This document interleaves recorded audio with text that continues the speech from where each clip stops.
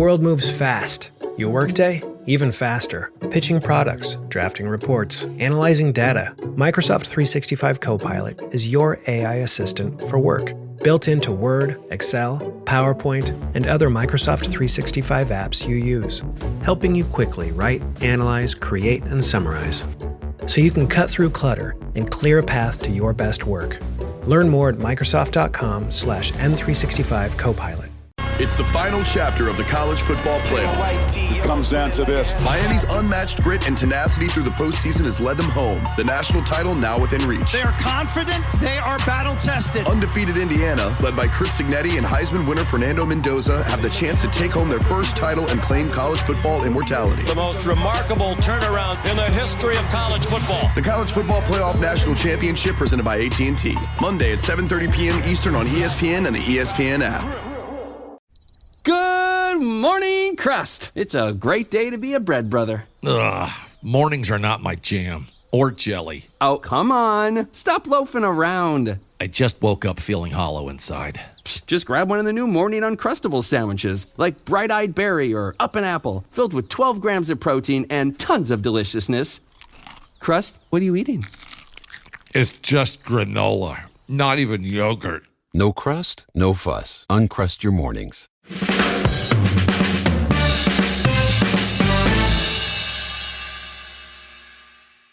Welcome to No Question About That.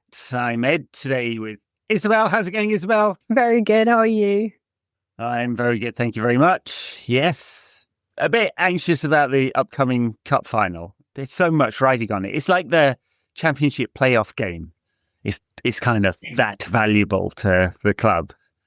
There's a lot of pressure riding on this one. Definitely. Really is. Yeah.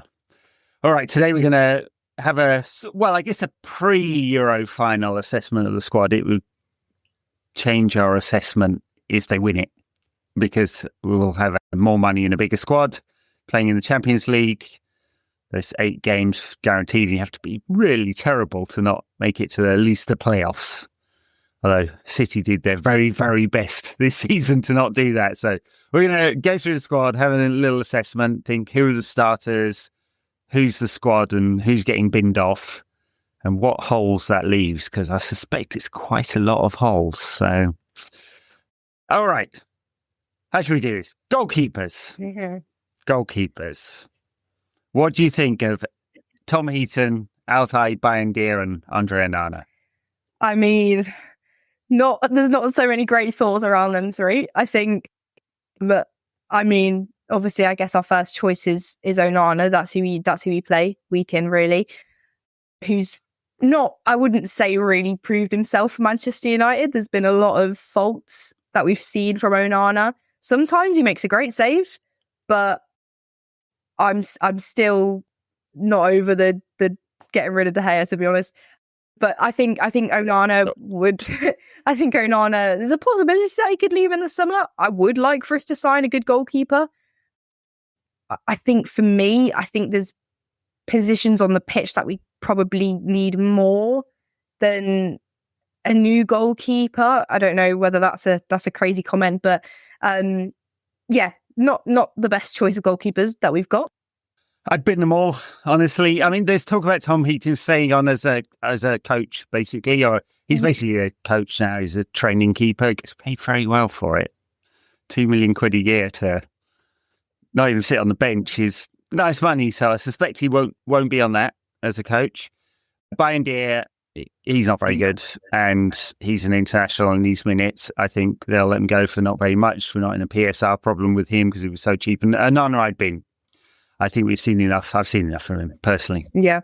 I don't think it gives anyone any confidence. And so if they can, fortunately, they're signing for 54 million, was it? But a 5-year contract that's 11 million a year PSR costs means we only need to make 30 on him, really. Would someone pay 30 million for Andre Onana, Champions League winner a couple of years ago? Or Champions League finalist, I should say. Yeah, I think someone would get close to that, and so they could do that deal and bring in someone for a similar kind of cost, annual cost, that is like 10 million a year max. Then you're net okay, and it'd be hard to by someone who would give you less confidence. So I'd bin them all, honestly. He seems like a nice guy, Andre, but it just takes some mistakes to heart, and he makes too many, and it's just not good enough. So defenders. All right, I'll give you my list, because I kind of broke it down to definite starters, squad, and bin. And that's it's very mean, isn't it? And sell, and politely ask to move on and enjoy their careers elsewhere. So I think Lindelof is going because he's out of contract. They're not offering him a new contract, and it's good for everyone. Mazraoui, De Ligt, Lisandro Martinez, Diogo Dalot, Luke Shaw, Aidan Heaven, and Harry Amas, I'd all kind of keep in the squad. I think that gives you a lot of options. I mean, I guess there's a question of Luke Shaw, because he's perma injured. He's a very high quality player when he's fit. He's just hardly ever fit.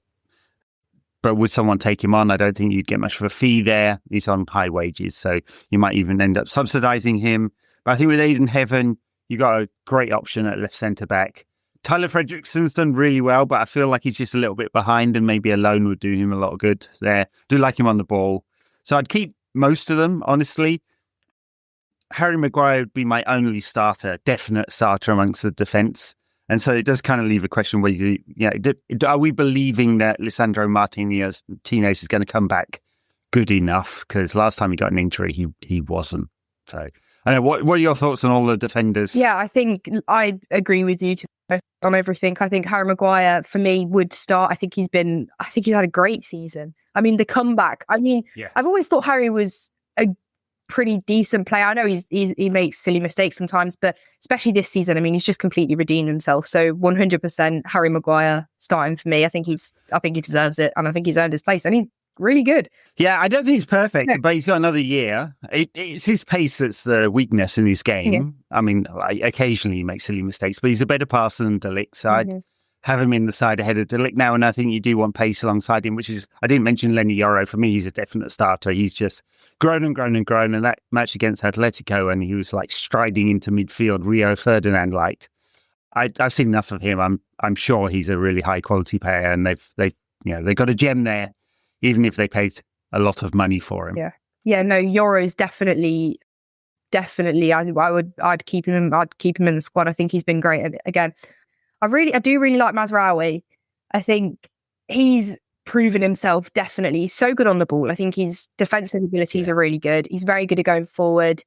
He's really calm as well. I think every time I see Mazraoui play, he's just very calm and collective on the ball, it just kind of relaxes you. And so I would have him in my squad. I think he's good. Like you said about Luke Shaw, I think it's difficult with Luke Shaw because he is a great player, but he's just not fit. And I think I still kind of hold on to the fact that he played in, what was it?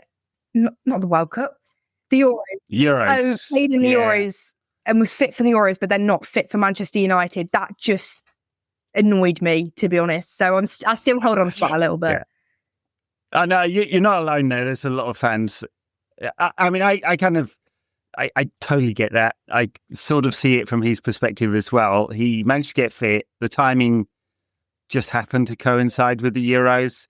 He's a proud Englishman. He wants to play for his country. I kind of don't blame him. He came back, got injured in pre-season with United rather than with England. So it's not entirely his fault. But of course, would he have been in a better shape if he hadn't gone to the Euros and spent the summer on the beach or in the gym or whatever? We won't know, but I can see why it would irk fans. Yeah, Mazraoui is an interesting one because he does bring that calmness.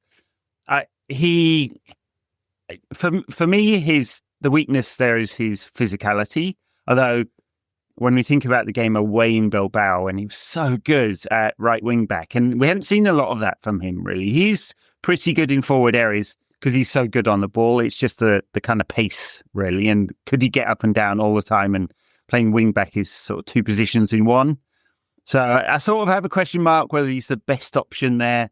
Right centre back, I do really like him. Of course, he has been caught at the back post a couple of times, so there's that question about his sort of aerial defending, although there's not a lot of teams in the Premier League that will put in a lot of crosses all of the time. So for me, he's a definite in the squad. Is he a starter? It's a kind of question mark, although he's played 50-something games this season. I do like the number of options though. So if Luke Shaw only plays like a third or half of next season games and plays them at left centre back, it's a good option for United in a lot of games. So I'm not sure that we need to spend a lot of money on a defender. Could we get an upgrade for some of them or a lot of them? Yeah, sure. There's a question mark over Patrick Dorgu as well. He looks way too raw for me. I mean, he's got good talents. He pushes forward all the time. He gets in the right positions, and then his final ball and passing is a little bit suspect, isn't it? Yep. That's the most, I think, infuriating thing that I just always pick up on in every match when players just give the ball away. I know Bruno does it, but a lot of them do it, and unfortunately, it is something that Dorgu does do. So it does kind of pull me back from him. But I think overall, I think he's decent. So we'll see. I'd keep him. Yeah. Whether he'd start, I don't know. But yeah, it's an interesting question because I don't think it's obvious that he is the definite starter. I mean, we've seen Harry Amas in the team a few times. I mean, we know from his youth days he's really good on the ball. I don't know if he's shown all of that in the first team yet. It feels to me like it's a confidence thing because I know he's a good passer and a good deliverer of the ball. And sometimes he's a bit conservative with that. And I'd like to see him be a bit more ambitious. And I suspect that he's an 18-year-old kid who's played 4 games at first team level. We need to see more, I guess, is what I'm saying with him. Definitely. But yeah. If we're not in the Champions League, there's no doubt for me that him and Dorgu can compete for that spot. If we are, would they bring in another player? Maybe, but I suspect there's more holes. So, All right, midfield. This is kind of, I mean, we've obviously got Bruno who's played about half the time at 10 and half the time at 8. I'd rather see him further forward, but I know he can do the 8. Then you've got Eriksen who's going to leave. Yeah. Ugarte, for me, he's seen a lot of criticism online from people. It's weird that the kind of online community is really taking against him. For me, he's a one-dimensional player. The one-dimensional is pretty high quality, so it's the tackling, the ground coverage, the interceptions, the blocks, the number of defensive actions. His passing is really substandard. And for the amount of money, I'm not sure that we got a rounded enough player. I don't think he'll progress from here either. He's 24 or something. So I'd be I'd be surprised if he became a better passer. But it feels to me like a major weakness. What do you think of Ugarte and the debate around him? Yeah, you see, I do quite like Ugarte. I think he is. I mean, we needed a CDM, and I think he's came in, and I think he has done his job. But I think, it's sort of like, I don't want to say the best of a bad bunch, but he's kind of there because he has to be. We've not got the choices really for midfield. I wouldn't say, you're not going to start Eriksen, and with Mainey being injured, it was always really, Ugarte was always going to play in that midfield. But I mean, will he progress? Like you said, it's hard to say. It's hard to say. I hope he can. I think he's solid. So I don't want to say I'm happy with average players, but I'm okay with that. I think Ugarte staying, and if he does start, I'm okay with that. I'd say that. So. Yeah, I have him as a kind of one-tick squad. I don't know that they're going to bring in a better player, but yeah, we'll see on that one. He's another year to see where we are with him, and then you'd find a buyer if you decide that he's not good enough. If that really is the policy now, if you give players 2 years to prove they're good enough or not. Casemiro, we were talking about this off air. I mean, personally, I'd sell him now. My thinking is he has been brilliant in the last couple of months. It's mostly in European competition. Amorim tweaked his position so he doesn't have to do the counter-pressing now. He's free to join the attacking, but doesn't have to chase all around the pitch trying to tackle people. Ugarte is doing that ground coverage for him. I don't think in the Champions League season, even with all his experience, I think the thing that has proven to be a weakness is the lack of physicality when he plays a lot of games, right? His game drops off. So if they could find a Saudi buyer, if Saudis really are interested in him, as has been the commentary, I would take whatever money is in offer. I mean, even if it's a free or covering his PSR costs, which is 10 million plus the wages off the books. It seems to me to be the right thing. And yet he has been very good in the last couple of months. Yeah, no, I would agree. I'd probably take an offer if it did come. Like you said, he has been good, but he's not been, he's only been good the last couple of months. And that's that's great, but we need you to be consistent throughout the whole season and not change. And yeah, he's great in Europe, but Europe's not definite next season, so we don't know that yet. Obviously it won't happen yet, whether he goes or stays. It'll be at the end of the season, but it's hard. I think he's in Europe and he has had a better past couple months, but yeah, I'd also probably take an offer for Casemiro.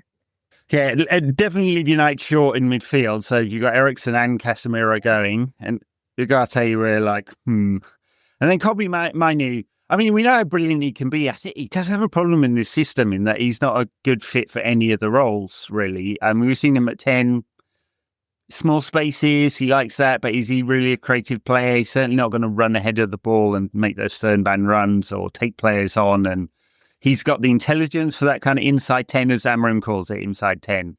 Would you want him and Bruno in those roles and no pace there? That's a big question mark for me. And then, I certainly see some of the coachy types that are on Twitter saying he should just play. United should spend money on a rounded central defensive midfielder and play Mainoo alongside him. And then, if you're going to do that, I think the weakness is progressive passing. Right, he has to be braver on the ball and he has to make more passes and get the ball forward more often if he's going to do that. And then, will he get around the pitch enough? Right, because you don't want him doing all that defensive work. So this is question marks for me. I think he can be a brilliant player, but he's got some progression to do. And this was a year of kind of going backwards, I guess. Not all his fault, mostly injury related, but he doesn't seem to have the full trust of Amorim. So what are your thoughts on Kobe? Yeah, no, I think definitely the injury has put him back a little bit, because we really started to see Kobe come into this amazing player at the end of last season and throughout the whole of last season. I do really like Kobe. I think, yes, he's not been amazing the past couple of times we've seen him, but I do think there's a really good player there. And like you said, we have seen it. I think he can link up well. I do think he's good on the ball, but like you said, he does have to progress. And he's still young, so hopefully there can be a bit of progression happening. But we'll see. I like Kobe. I'd be tempted to have him as a starter.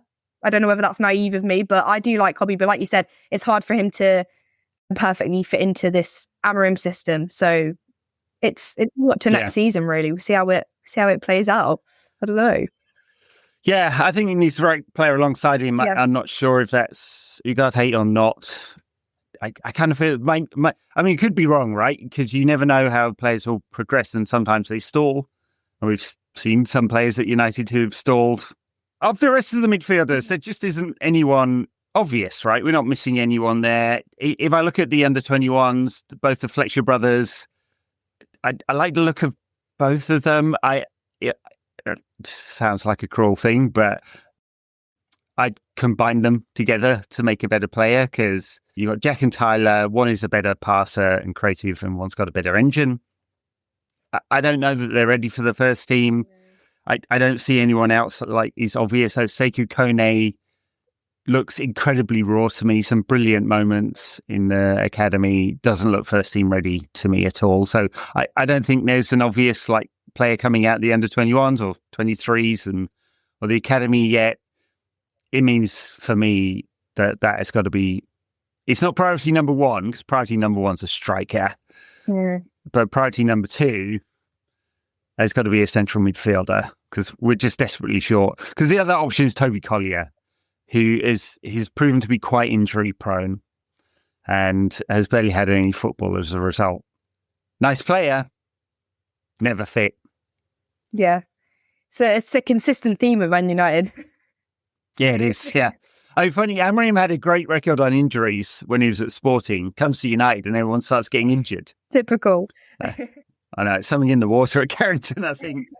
Yeah, so for me, there's a big hole. It's with Eriksen and possibly Casemiro going, it's a big purchase of a very high-quality midfielder. There's been talk of Ederson. I kind of like him. He's an all-rounder. I'd say he's very good at a lot of things and not brilliant at anything. Is that the right profile? I'd like someone who progresses the ball really well. If we're not going to get a real, like an all-rounder defensive midfielder, if it's a more of attacking one, it's someone who can carry or progress it through passing or both. So, peak Frankie de Jong. He's not that player anymore. And so, old United would sign him now. I'm hoping that is not the case anymore. Yeah. Of the forwards, it's funny, we've got all these attacking players, and it's really only Bruno. You're like, yes, absolutely. And Ahmad, I guess. I think I went to the squad and I had Harry, Lenny Yoro, Ahmad and Bruno as my definite starters. And that's it. So does that mean Bruno and Ahmad would be my regular number 10s maybe? Or would Ahmad play at right wing back there? He made 2 mistakes at the weekend defensively in that position. Do we trust him to do the defensive bit, or do we think he's a forward? So what are your thoughts on all the forwards? Yeah, I'd agree. Bruno and Ahmad are probably my only certain ones. Bruno's been great. He's had a great season. I'd probably say player of the season, actually. I think he's been really good, and obviously just great at going forward. And it just contributes so much to the team. He's great. Obviously, we all know Bruno's good. I think Ahmad, I do prefer him more forward. I don't mind him in that right wing back position at all. I think we've seen him there before and he's done really well. But like you said, did make a couple of mistakes recently. But is that just because he's just come back and he's a little bit rusty maybe? I don't know. But I think Ahmad is a class player and I would like him in my squad wherever he plays. And I think he can play, he can play different positions. So I would definitely start Ahmad. I think he's great, 100%. He's had a couple of injuries this season. It's really his breakthrough season. He's done brilliantly. I'd like him to contribute a bit more. So he's got 10 goals and 8 assists this season in 40 games. I think he's got the quality to do more than that. I suspect he will. Yeah. And he's kind of underperforming the metrics in a sense. Like some of them are great. The take-ons, the passes into the box, which is all very important. I like the fact that he commits other players and he's just prepared to run at them. Yeah, he's so direct. And take them on. Yeah, and it breaks up the opposition sort of defensive structure. Of the other attackers, I just question marks over all of them, honestly. Josh Zirkzee, personally, he has grown into the season. He got injured at just the wrong time, just as he was demonstrating some of his qualities. He's great on the ball. The ball sticks to him as well, which is when you compare him to Rasmus Højlund, it's a useful quality. You can fire it at him and he'll hold it up and he'll bring other people and play. He's got absolutely zero pace and he's never going to score many goals. And so I'm like, he's a number 10, but he's a squad number 10. Is that what we're saying? Do you have hopes that it'll progress further than that? To be honest, I think Xerxes probably as good as he's going to get. I think I agree with what you said. He does bring others into play and he does hold the ball up better than Højlund, but I just there's not much there. When I'm watching Xerxes, I don't think we've really seen sparks or anything. It's just, yeah. I had him as a squad player. Yeah. Honestly, if there was a 30 million offer, I'd be tempted to sell him. So because they activated that release clause, I don't think they'd have a problem making their PSR. I'd probably make a profit on him, to be honest. Yeah. So Alejandro Garnacho, he's deeply frustrating. Yeah.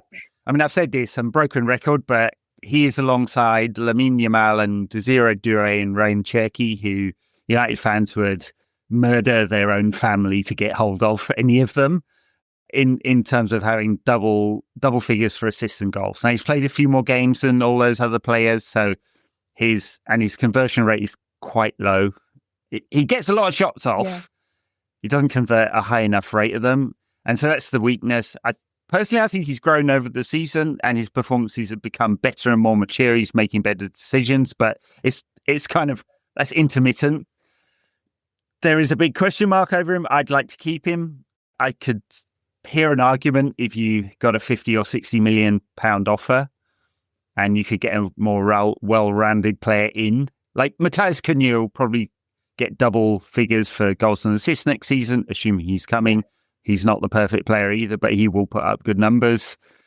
Like, it's a question mark. Like, would you be tempted with Alejandro? I would keep him.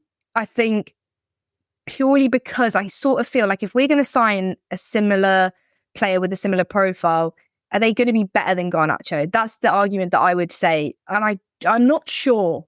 I'm not sure. You can't say if it's a yes or no, but I think Garnacho is a good player. I think he does need to score more goals and he needs to link up better with players. He's not quite there sometimes. And I think he is a bit greedy, which forwards are.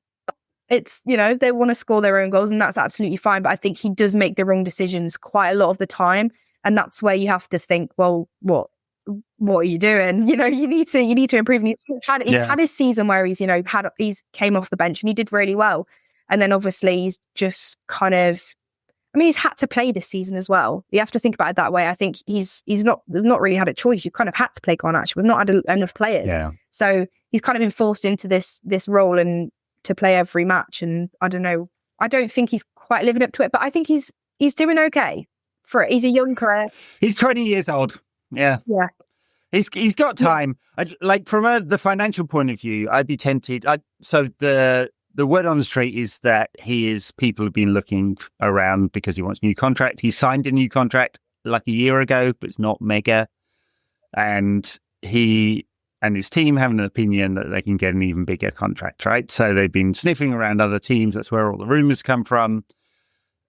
If he really wants out, if he only wants to say if he gets a new mega contract, I'm not sure he's earned it yet. The numbers are good for a 20-year-old, but he needs to take that step forward. I'd be tempted just to make him play another season and prove that out. Yeah. But if he really wants to go and there's a big offer, United, we move on. I just don't trust the club yet to make the right decisions. I know it's a completely different recruitment team. There's Christian Vivel and Jason Wilcox leading it now. And we don't have the bankers of Arnold and Woodward in charge. And so you'd touch wood, better decisions are being made. And if they decided to sell, they'd bring the right player in. I'd be tempted to just hold on for him another year because if he puts up better numbers next year, he's worth more next year, not less. Yeah. All right. Rasmus Højlund, I've seen enough. I don't think he'll ever be the right player. He just hasn't learned. In fact, he's gone backwards. He's not making the right runs. I would say if we had any other options, he wouldn't be playing. Clearly, we just don't have options. It's just incredible. 25 years ago, we had Teddy Sheringham, Ole Gunnar Solskjaer, Dwight York, and Andy Cole, and all four of them would walk into this side. No arguments at all. How have we got ourselves in this position where Rasmus Højlund is our player and we can't get rid of him, or it's difficult to get rid of him because he was so bloody expensive? It's just, yeah. I'm sure Rasmus is a nice player. He was promoted ahead of his time. He was never good enough to be a £70 million player. Half the price, and you'd be like, okay, it's a development project, but it's No, he has had a poor season. It's a shame. I really wanted Højlund to, but again, it's just another kind of recruitment issue from Manchester United again, which is unfortunate. But yeah, it's just not good enough for this club and where we want to go. And you take whatever you can for him. So if there's an offer from Italy at 30 million, you take. I think we need 38 to break even on PSR. So you take the impairment charge. Unfortunately, that just comes off our budget, but you got to move forward. I cannot see anything that tells me he's going to move forward. Chido Obi, he's raw, isn't he? And he looked raw in the under-18s. So the guy knows where the goal is. I know he hasn't scored for the first team yet. I don't really have any doubts about him. The only question mark is, does he develop as a player more by being on the bench and rotation, because he won't be the starting striker next season? Or, if they bring in Delap, he'd get a few games because Delap is also young and raw. Yeah. That's a risk for me. It's a huge risk. But Chidobe, I'd like to see him in the squad and get a few games. But if they think for development purposes that he should go out and loan, that's another option. But for me, he's going to have a really good career. I think he'll score a lot of goals. Yeah.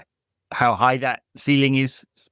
We don't know. We need to see more of him. And I would keep him. I wouldn't put him on loan just yet, I don't think. Let's see how he is next season then. Are we making the assumption that Rashford, Antony, and Jadon Sancho all leave? I think so. Sancho, they got to bin. He's just toxic. Yeah. Antony, it's just failed. I'm glad he's done well at Betis. I'm not particularly for him, given that the allegations against him were rather unpleasant. But for United, he's done well, we get a decent fee, we should break even. Someone will pay that money. It might not be Betis, but it might be Atletico. And he'd do well there in that system with Simeone because he works fucking hard. You can never doubt his defensive contribution, right? So. Antony can go. and Marcus, I'm still not quite over it. I know some people really hate him. He's been very polarizing. I'm just sad that it's come to this for an academy player, but the relationship with the club as well as the manager is broken there, so they will sell him for whatever they can get, and it will go into our budget, and hopefully we get it. I mean, Matthias Cunha does not have a ceiling that he's going to score 30 goals in a season, right? So we're once again replacing a player with a worse player, but that's a theoretical player with Marcus because we haven't seen it for 2 years at United, and we may never see it again. Who knows? No, exactly. It is a shame. It's a shame, and I'm sad about it. I think a lot of us are sad about it. It's a shame, but it is. I think it's probably time to go, I'd say. All right. So for me, to round out this conversation, we've got Lenny Yoro, Harry Maguire, Bruno Fernandes, and Amad Diallo, definite starters. The rest of them is a mixed bag. I would bring in a keeper. I think we can cope without another central defender. It depends whether they think there's someone worthwhile there. I think we need at least one, but probably two central midfielders, just to have enough in the squad, and a striker and a number 10. And the number 10 replaces Antony, Sancho, and Rashford. That might be, I guess that's Cunha if they're going to do the deal. It looks like Delap's got a bit of competition there. He will probably think he's got a better chance of being a regular starter at United than if he went to Chelsea with Nicholas Jackson, who seems to be becoming a regular forward for Chelsea. So that seems like a deal they could do, but question marks. Is that enough, and what should the target be? If that was our squad, I think that's not a particularly Champions League competitive squad. It should be enough to be in the top 24. In the Premier League, I'm looking at that and going, are there enough goals there with Cunha and Delap, Bruno, Amad as our regular sort of forward starters, and Josh Zirkzee, Garnacho to complement? Should be enough to be, like, the aim apparently is top 6 with that. Would that get top 6? Do we feel like it would? Possibly.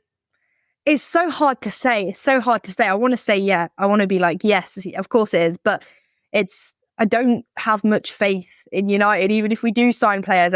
We've had years of signing players who just don't fit the system. So I'd be very shocked if suddenly we really turn around next season, and if we are in the Champions League, which, it might happen. There's still, I know, I'm nervous already.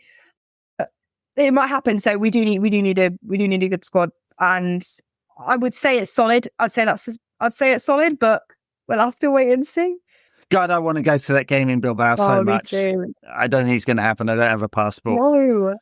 It's funny, I mentioned this on the pod the other day, and I had someone drop into my DMs going, I'm an immigration lawyer, I can help out. And I was like, first part's done, the second part is not. So I don't think I'm going to make it. Very sad. For everyone who's going to Bilbao, enjoy it thoroughly. That was our run through of the squad. Not feeling super optimistic, but I think it's like I've got 1, 2, 3, 4, 5, 6, 7, 8, 9, 10, 11 out. I think that is about right. I'd almost be tempted to do more than that, but there's so many deals, and we haven't seen the capacity of the club to do that yet.